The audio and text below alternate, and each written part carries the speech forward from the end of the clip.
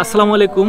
আপনারা জানেন যে বাংলাদেশে সম্প্রতি একটা ঘটনা ব্যাপক তোলপাড় শুরু হয়েছে, সেটা হচ্ছে চারদিকে মাজার ধ্বংস করার একটা প্রক্রিয়া চলছে। সেটা হযরত শাহজালাল হতে শুরু করে শাহপরান হতে শুরু করে যে কোনো মাজার, এবং সর্বশেষ আমরা যেটা দেখলাম যে গুলিস্তানের যে কেন্দ্রবিন্দু সেখানে গোলাপ শাহ মাজার আছে, সেটাও ভাঙার জন্য একটা প্রচেষ্টা হাতে নেওয়া হয়েছিল। সর্বশেষ সেটা ওখানকার যারা ভক্ত রয়েছেন তারা প্রতিরোধ করেছেন। এখন প্রশ্ন আসতে পারে যে মাজার ভাঙা এই কনসেপ্টটা থেকে আসলে আমরা উঠে আসতে পারবো কিনা, বা এই কনসেপ্টটা আসলে আমাদের জন্য কতটুকু সত্য। আপনার মাজার ভালো নাই লাগতে পারে, মাজারের কর্মকাণ্ড আপনার ভালো নাই লাগতে পারে, মাজার আপনি না দেখতে পারেন, বা মাজারের যে কনসেপ্টটা সেটাতে আপনি বিশ্বাস না করতে পারেন, কিন্তু আপনি একটা প্রতিষ্ঠান ধ্বংস করার যে উদ্যোগটা সেটা কখনোই নিতে পারেন না।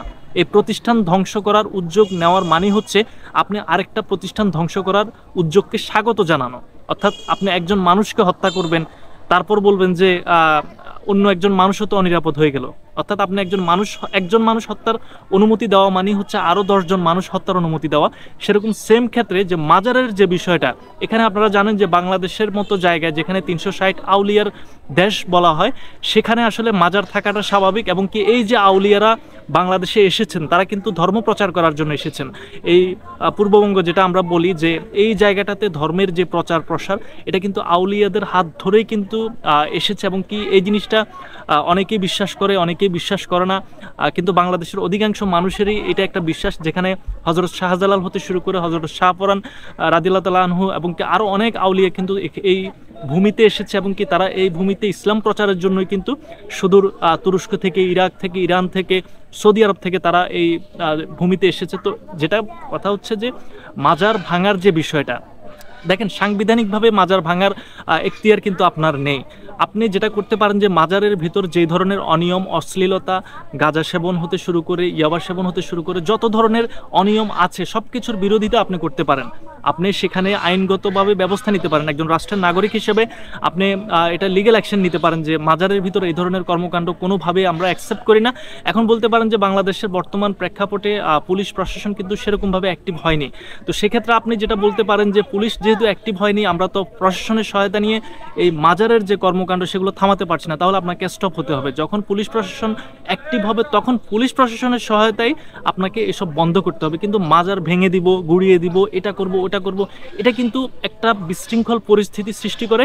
এবং এই বিশৃঙ্খল পরিস্থিতি কিন্তু মাজার দিয়ে শুরু, আপনার যে প্রতিষ্ঠান সেটা আপনার ধর্মীয় প্রতিষ্ঠান থেকে শুরু করে আপনার ঘর থেকে শুরু করে সব কিছুই কিন্তু অনিরাপদ হয়ে যাবে, কারণ আপনি অনুমতি দিয়ে দিয়েছেন।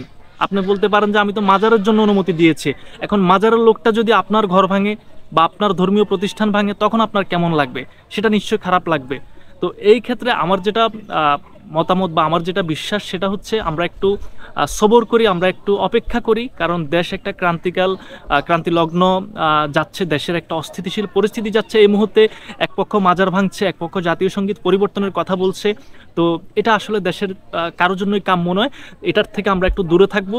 আপনি আপনার যে মতবাদটা সেটা প্রসার করুন। আপনি মাজারের বিপক্ষে কথা বলেন, বা মাজারের যারা লোক আছে তাদেরকেও কথা বলতে দেন, সব কিছুই করুন, কিন্তু একটা আইনের মধ্য দিয়ে। আরেকটা বিষয় হচ্ছে বাংলাদেশের যে ইসলামিক দলগুলো রয়েছে তারা আসলে কোনো কথা বলছে না যে মাজারের যে ভাঙার যে বিষয়টা, যেহেতু মাজারের সাথে ধর্মের একটা সম্পর্ক হতে পারে, এটা পজিটিভ অথবা নেগেটিভ।